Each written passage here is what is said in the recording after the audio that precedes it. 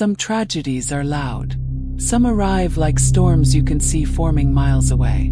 And then, there are tragedies that begin in silence. A silence that sits heavy on the chest long before the truth ever does. April 4th, 2020. Charlotte, North Carolina. Detectives stood over a quiet apartment in Noda, an apartment where a mattress had been left strangely out of place. Plastic peeked out from beneath the seams. Something was wrong. Something unspeakable. Something that would unravel an entire community. Inside that mattress was the body of 20-year-old Mary Collins, a young woman who wanted nothing more than friendship, belonging, and a life where people saw her the way she hoped they would. She never got that chance. Before the headlines, before the shock, before the courtroom hearings, there was Mary. Mary Collins was warm, trusting, and deeply caring, the kind of young woman who carried softness into every room she entered. She lived with a cognitive disability that affected her communication and understanding, but it never dimmed her kindness, never muted her laughter, never dulled her genuine affection for the people around her. Her grandmother described her as someone who loved fiercely, someone who wanted friends, connection, and independence. She was still figuring out the world step by step, hoping the people she cared about cared in return. Mary loved art, music, and the small joys of everyday life. She remembered birthdays. She sent long, thoughtful messages. She trusted people quickly. Sometimes too quickly. She wasn't naive. She simply believed the best in others. But trust is fragile, and in the wrong hands it can become dangerous. Among the people Mary interacted with were 4 individuals: Kelly Lavery, America Deal, James Salerno, and Lavi Pham. To Mary, these were acquaintances, friends, people she believed she could spend time with, people she believed shared the same sense of loyalty she gave so freely. But prosecutors would later describe something else, a dynamic rooted in manipulation, instability, and hidden intentions.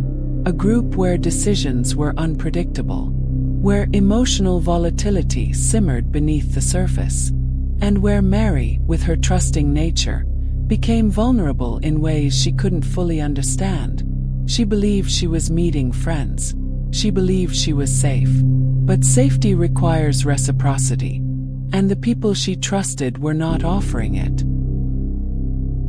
On March 28, 2020, Mary left home, excited to see people she thought cared about her.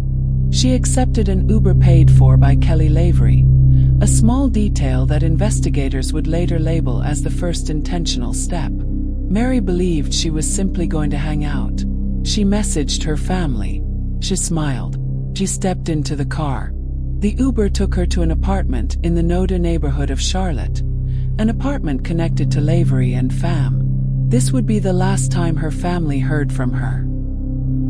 The next 24 hours were filled with unanswered calls, unsent messages, a silence that grew heavier with each passing hour. Her family did what families do. They panicked, they called police, they begged for help. But the early stages of the pandemic meant systems were strained, responses were slow, and the sense of urgency Mary's grandmother felt wasn't matched by the initial procedures. She knew something was wrong. She could feel it, but she couldn't yet articulate the truth. Mary had been lured, not invited.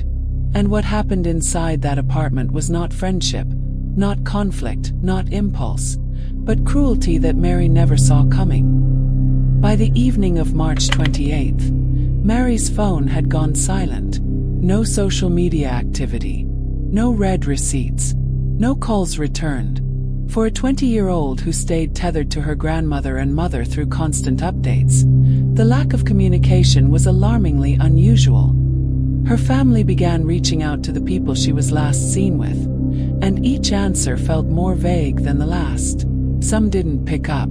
Some offered clipped responses. Some avoided specifics altogether. Police were notified immediately, but with COVID lockdowns beginning across the country, early steps in the process, wellness checks, missing persons intake, on-scene visits, were slower, thinner, and stretched across a strained system. Mary's grandmother, who had always been her advocate, pressed harder. She knew Mary's routines.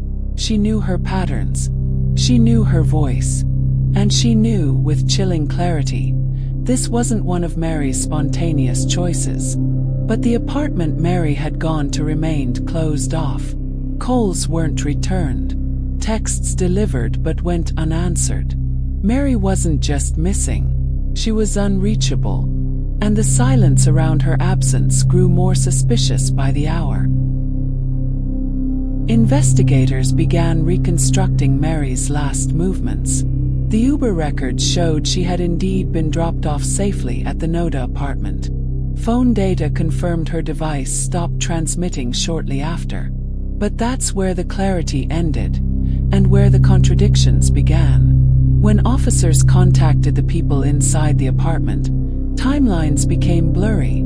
Some claimed Mary left on her own. Some said they never saw her arrive. Others offered improvised, inconsistent stories that shifted with every retelling. Detectives took note. When multiple stories contradict, it's not confusion, it's concealment. And with every interview, one detail became more suspicious. The apartment occupants seemed more focused on explaining why they didn't know anything than helping the search for someone they claimed was a friend. Mary's family didn't wait for permission. They didn't wait for certainty. They didn't wait for answers that weren't coming. They organized search parties across Charlotte. Parks, trails, sidewalks, alleyways, wooded pockets, transit areas. Flyers were printed. Calls were made. Posts circulated online. Volunteers showed up on foot, on bikes, in cars. And despite the growing worry, there was still hope. Mary was resilient. Mary was resourceful. Mary was beloved. But investigators were losing daylight. Time in a missing person case is a currency, and the people last with Mary seemed to be spending it, one delay at a time. Officers attempted entry into the apartment twice, following up on the missing person report. Each time, they were met with evasiveness and shifting explanations. Neighbors, however, provided pieces of the puzzle. Strange noises, unusual activity at odd hours, the sound of movement that didn't match normal routines. It wasn't proof, but it was direction.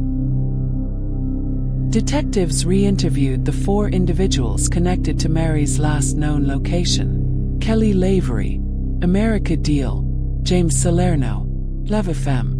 What had once seemed like a small circle of acquaintances slowly shifted into the shape of a plan orchestrated through messages, interactions, and digital breadcrumbs.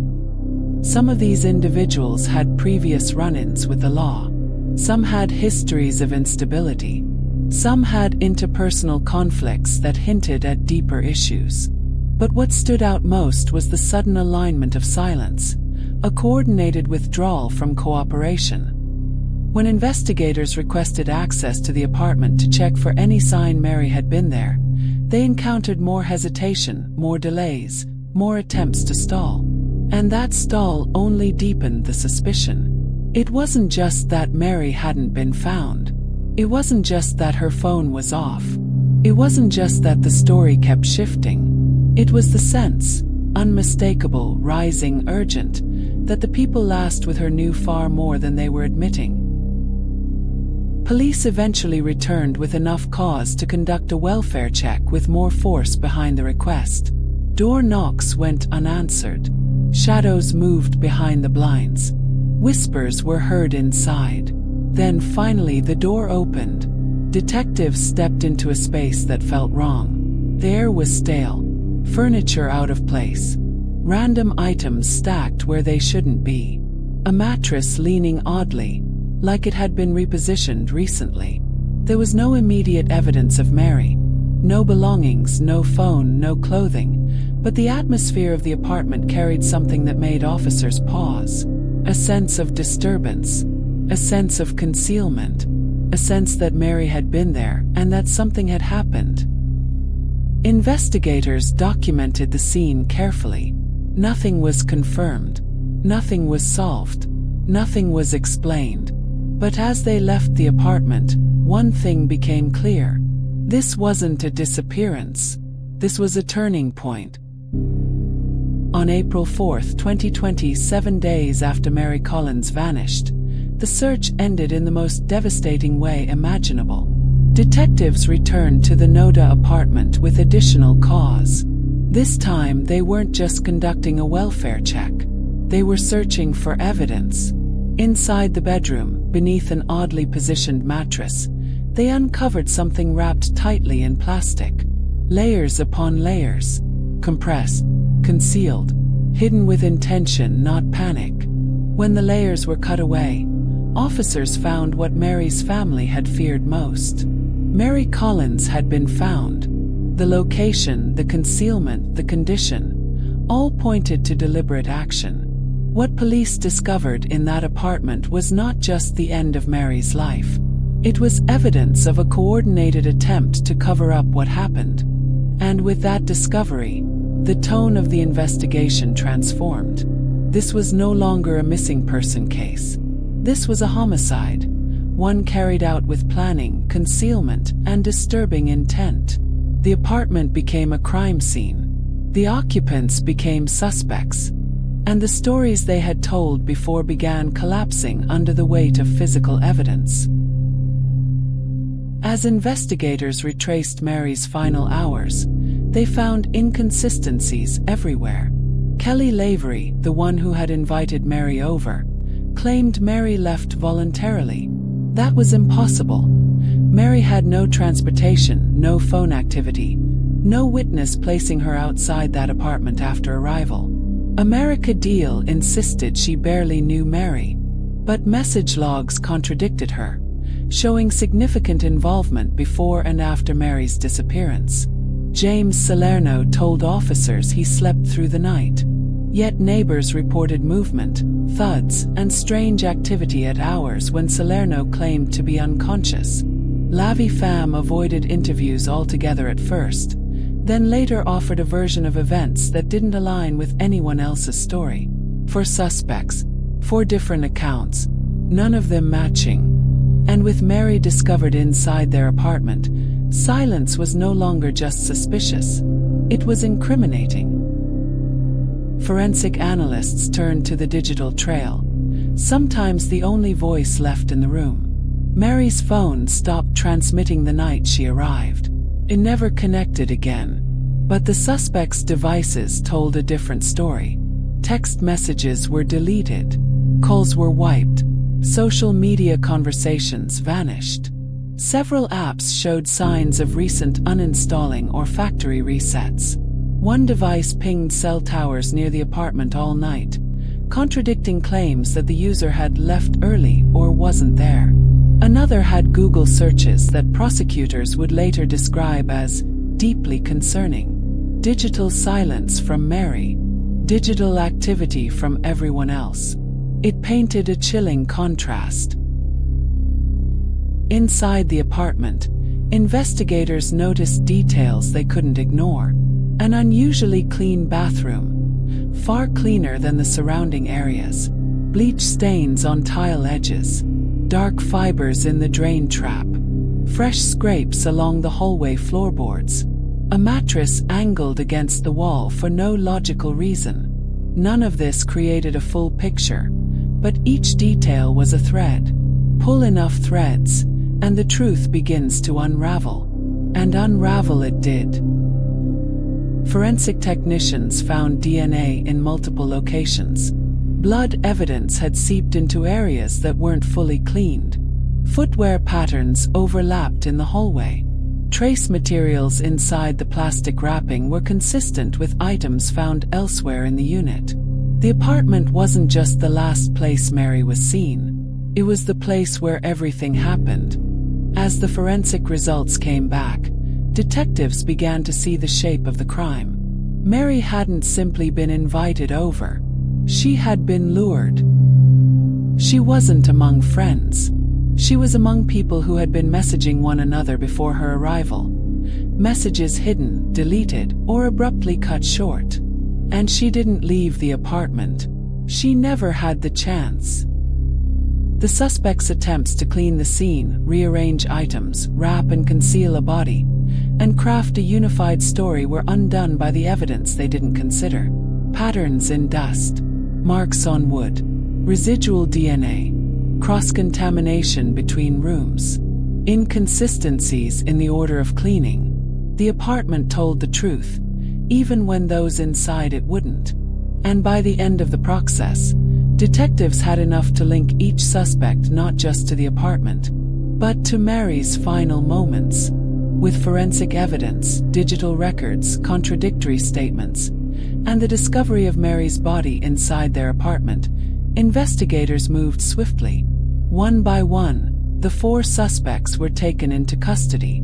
Kelly Lavery, America Deal, James Salerno, and Lavi Pham. Each arrest carried the quiet weight of inevitability. Detectives had spent days weaving together a timeline these suspects tried to erase. And now, the truth they attempted to bury had surfaced. But even as they were charged, none of them provided clarity, remorse, or explanation. Not one gave Mary's family the answers they begged for. Instead, there was silence, the same silence that had surrounded her disappearance. As bond hearings began, the 4 suspects' unity cracked. Kelly Lavery, facing the strongest evidence of orchestration, eventually accepted a plea deal. Her attorneys negotiated terms that shocked more than a few observers, and Mary's grandmother made her frustration clear in court. She believed the plea was far too lenient for the role Lavery played. James Salerno and Lavi Pham did not accept similar deals. Their cases lingered. Hearing after hearing, delay after delay, each proceeding placing Mary's family in the painful position of reliving the events again and again. And then there was America Deal, the youngest at the time of the crime. She was charged with accessory after the fact, concealing a death. Though her charges were lesser, her actions after the crime raised serious questions. Despite being released on bond under strict conditions, she repeatedly violated requirements, removing her ankle monitor, breaking curfew, and failing to comply with supervision. For Mary's grandmother, these violations weren't clerical errors. They were a sign of disregard for Mary, for justice, and for the consequences of that night. Mary's grandmother, who had been her strongest advocate in life, became her voice in death. She attended nearly every hearing, 9 or 10 in total, watching the legal system move slower than the heartbreak. She urged judges to keep suspects behind bars. She reminded prosecutors that Mary wasn't a headline or a file number. She was a young woman with dreams, vulnerabilities, and a family who loved her unconditionally. When Deal violated her ankle monitor requirements, twice, the system didn't respond with urgency. That failure would push Mary's grandmother to speak publicly, demanding stronger protection for victims' families and stricter oversight for defendants awaiting trial. Her advocacy led her to testify at the Victims of Violent Crime hearing organized by the U.S. House Judiciary Subcommittee on Oversight. She spoke about a Salerno being out on bond, Lavery's plea deal, violations going unaddressed, the urgency of protecting the public, the failures she experienced in trying to get help when she first called 911. She didn't raise her voice out of anger. She raised it because Mary never got a chance to raise hers. The aftermath of Mary Collins' death remains painful, complex, and unresolved in many ways. The suspects are still navigating their cases through the court system. Some remain in jail. Some remain on bond. Some are being monitored. Some continue to face new motions and hearings. Mary's family continues to navigate a maze of legal delays, each one reopening wounds that have never had time to close. But amid that pain, Mary's life is honored in quiet, powerful ways. Through candlelight vigils, through community conversations about protecting vulnerable adults, through advocacy for victims' rights, through her grandmother's courageous testimony, through stories shared by family and friends who refused to let her name fade. Mary Collins was not defined by what happened to her. She was defined by the love she gave, the trust she freely offered, the innocence she carried into a world that was not always kind in return. Her memory is a reminder. We must protect those who trust easily. We must listen when families say something is wrong. We must never underestimate the power of a vulnerable voice. Mary's story now stands at the intersection of two truths. She deserved safety, and she deserved justice. Her life reflects the fragility of trust, how easily it can be betrayed by those who misuse it. But her memory reflects something stronger, the unwavering resilience of the people who loved her. Her grandmother's advocacy has inspired conversations far beyond Charlotte, pushing for reforms, oversight, accountability, and protections for vulnerable individuals navigating dangerous social dynamics. Mary's story is no longer just a case. It is a call to action, a reminder to notice red flags, to intervene early, to question inconsistencies, to protect those who cannot always protect themselves. And tonight, telling her story is another act of honoring her. If you found this case fascinating, don't forget to like the video and subscribe. We post crime case videos every night. Until next time, stay sharp, stay vigilant.